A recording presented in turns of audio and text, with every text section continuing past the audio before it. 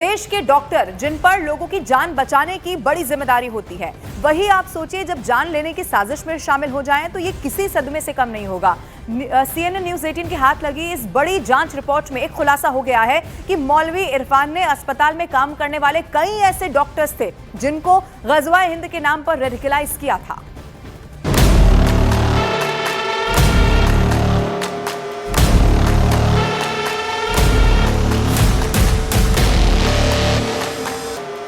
Delhi blast की जांच जैसे जैसे आगे बढ़ रही है, देश की सुरक्षा एजेंसियों के हाथ चौंकाने वाली खबरें लग रही हैं। इसी कड़ी में CNN न्यूज 18 को बेहद चौंकाने वाली खबर का पता चला है।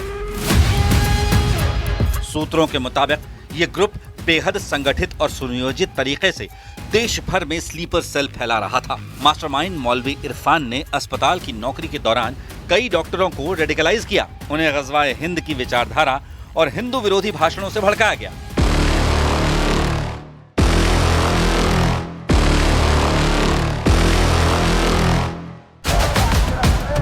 दिल्ली को निशाना बनाने की प्लानिंग इसलिए की गई क्योंकि ये लोग जानते थे कि राजधानी पर हमला देश की सत्ता को हिला देगा।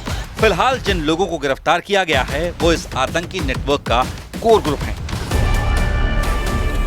खबर तो ये भी है कि डॉक्टर आदिल और मुजम्मिल तुर्की भी गए थे, जहां उन्होंने अपने विदेशी हैंडलर से मुलाकात की। हैंडलर ने उनकी आने जाने की ट्रेनिंग की व्यवस्था की थी। दोनों महिला डॉक्टर, एक श्रीनगर और दूसरी अनंतनाग की ऑनलाइन कम्युनिकेशन और फंडिंग की जिम्मेदारी संभाल रही थी। डिजिटल फॉरेंसिक जांच में 400 से ज्यादा एन्क्रिप्टेड चैट्स मिले हैं, जिनमें पैसों के लेन देन, सेफ हाउस और आगे की प्लानिंग पर चर्चा की गई थी। 2023-24 में एक महिला डॉक्टर को इस्तांबुल और दोहा से काफी विदेशी रकम भी मिली थी। दोनों महिला डॉक्टरों ने अपनी MBBS की पढ़ाई ढाका मेडिकल कॉलेज से की थी।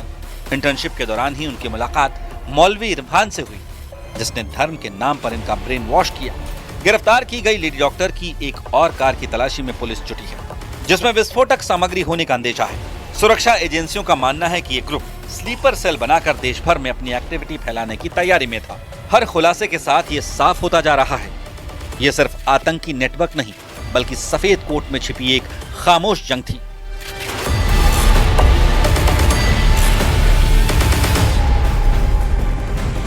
सोमवार को दिल्ली में हुए धमाके का सबसे क्लियर एक वीडियो सामने आया है। इस वीडियो में कार में हुआ धमाका बेहद ही करीब से दिखाई दे रहा है। सड़क पर ट्रैफिक के दौरान बीचों बीच ये धमाका हुआ, जिसमें 12 लोगों की जान चली गई थी।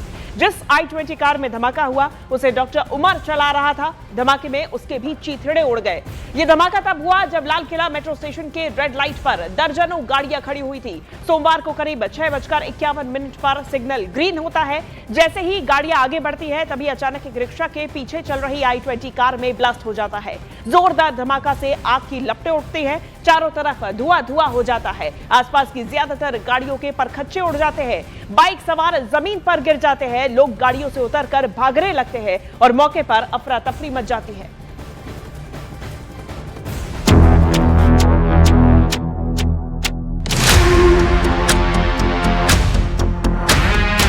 शाम 6:50 चांदनी चौक की इसी भीड़ में हुए ब्लास्ट और इसकी गूंज ने पूरी दिल्ली को दहला दिया। लाल किले ब्लास्ट के वक्त का ये CCTV उस वक्त वहां के मंजर को बयां कर रहा है। लाल किले के बाहर गाड़ियों की लंबी कतार लगी हुई थी। सिग्नल हरा था और गाड़ियां रेंगती हुई आगे बढ़ रही थी। तभी लाल किला मेट्रो स्टेशन के पास तेज धमाका हुआ। गाड़ी आग के गोले में बदल गई। कई जिस्म धड़ से अलग हो गई। चीख पुकार मच गई। न्यूज 18 इंडिया पर एक्सक्लूसिव ये तस्वीरें हम दिखा रहे हैं अपने दर्शकों को कि किस तरीके से ब्लास्ट के बाद का ये मंजर देखा जा रहा है। एक नीले रंग का ई रिक्शा पूरी तरीके से पलटा हुआ है। एक ऑटो पूरी तरीके से उसके परखच्चे उड़ गए हैं। लोहे की ये गाड़ी जो पूरी तरीके से खत्म नजर आ रही है। एक वैन भी है जो ध्वस्त हो चुकी है और ब्लास्ट के बाद में स्कूटी पूरी तरीके से नष्ट नजर आ रही है। और आप एक देखेंगे कि CNG का एक सिलेंडर भी, गाड़ी कहाँ है वो समझ में नहीं आ रहा है, एक CNG सिलेंडर पड़ा हुआ नजर आ रहा है। जो I-20 गाड़ी थी जिसमें ब्लास्ट हुआ वो पूरी तरीके से खत्म हो चुकी है। उसका तो कोई नामो निशान ही नहीं है। उसका चेसिस नंबर जरूर ढूंढ के FSL की टीम कल यहाँ से लेके गई है। 42 सैंपल यहाँ से इकट्ठा किए गए हैं। पूरे इलाके को सील किया गया। चांदनी चौक की निगरानी कर रहे CCTV कंट्रोल रूम में मौजूद उस फुटेज में ब्लास्ट की हकीकत कैद है। कान के पर्दे फाटते शोर और आसमान में लाल गुब्बारे, जैसी तस्वीर ने कई परिवारों का चिराग छीन लिया। सीसीटीवी लाल किले से ठीक सामने रेड लाइट के पास का है। शाम के करीब 6:50 हो रहे हैं। बेहद भीड़ दिख रही है। तभी आतंकियों ने अपने मकसद को अंजाम देकर अपने आका के फरमान को पूरा कर दिया। अब वहां से 30 मीटर की दूरी पर हम खड़े हुए हैं, जहां पर धमाके का इम्पैक्ट पड़ता हुआ नजर आया। तो आपको हम दिखाएंगे कि ये जो होर्डिंग है, ये होर्डिंग देखिए, लोहे का ये होर्डिंग पूरी तरीके से इसके परखच्चे उड़े हुए नजर आ रहे हैं। और इस होर्डिंग की देखिए आप, पूरा तो कपड़ा तो फटा ही हुआ है, लेकिन लोहे के रॉड भी मुड़े हुए हैं। अब अंदाजा आप लगा सकते हैं कितना ये जोरदार धमाका रहा होगा। अंदर दुकानों तक तो इसकी गूंज पहुंची ही। इसकी वजह से कई कांच के शीशे भी टूटे हुए नजर आए। लेकिन अब गाड़ियों को कितना नुकसान पहुंचा जो उस वक्त सड़क पर चल रही थी, वो आपको दिखाते हैं। ये गाड़ी उसी दिन से यहाँ पे खड़ी हुई है जिसके चालक इसको छोड़कर चले गए, क्योंकि इतनी ज्यादा ये क्षतिग्रस्त हो गई। किसी प्रकार से कोई इस गाड़ी में नहीं, लेकिन उसके बावजूद इसके एयर बैग्स खुले हुए हैं। यानी कि इंपैक्ट इतना ज्यादा उस ब्लास्ट का कि एयर बैग्स तक इस गाड़ी के खुल गए। ये पूरे शीशे टूटे हुए हैं। ये मंजर आप देखिए, ये शीशा टूटा हुआ है। ऊपर अंदर की तस्वीरें आप देख रहे हैं, तो अंदर पूरी तरीके से एयरबैग खुल चुका है, शीशे टूट चुके हैं। जो साइड व्यू मिरर है वो टूट चुका है, रेयर व्यू मिरर टूट के गिरा हुआ है, वो आप देख सकते हैं तस्वीरों में। और जहां पर एक्सेलरेटर पैड होता है वहां पर ये जाकर गिरा है। किस तरीके से अंदर के पुरखुज ये टूटे होंगे पुर्जे, ये आप अंदाजा लगा सकते हैं। क्योंकि सिर्फ अगर धमाका होता, उसकी वेव्स होती, वो इतना ज्यादा डैमेज कर जाती, तो आप अंदाजा लगा सकते हैं कि इंसानी शरीर को कितना ज्यादा नुकसान पहुंचा होगा। सूत्रों के मुताबिक कार ने किसी टारगेट को टक्कर नहीं मारी, ना किसी बिल्डिंग में घुसी।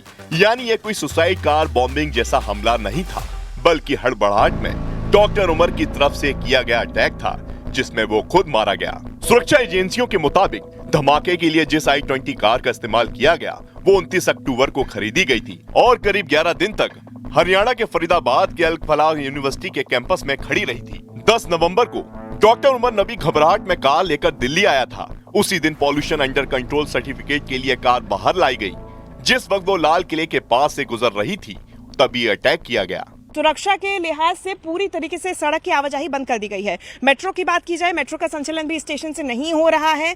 और आप देखेंगे कि 3 तरीके से ये बैरिकेडिंग की गई है। एक पहला घेरा सुरक्षा का बनाया गया है, जिसमें सबसे ज्यादा जो अफेक्टेड एरिया है, जहां पर ये कार आकर ब्लास्ट हुई थी, वो रेड लाइट आप देखेंगे। सबसे पहले वो रेड लाइट दिखाइएगा। वहां पर रेड लाइट से धीरे धीरे उमर नबी जो गाड़ी चला रहा था, वो धीरे धीरे आगे बढ़ता हुआ नजर आया। रेड लाइट अमूमन आप देखते हैं कि क्रॉस करते हुए तेजी से लोग नजर आते हैं, लेकिन उमर की जो गाड़ी थी वो 10 से 20 किलोमीटर प्रति घंटे की रफ्तार से ही चल रही थी।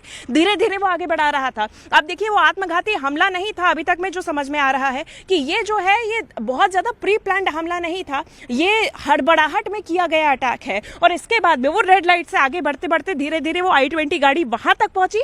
10 मीटर का जो रास्ता है वो तय किया, और 10 मीटर के रास्ते को तय करने के बाद वहां जाके वो जो रेड फोर्ट का आप साइन देख रही हैं, वहां पर जाके ये ब्लास्ट हुआ है।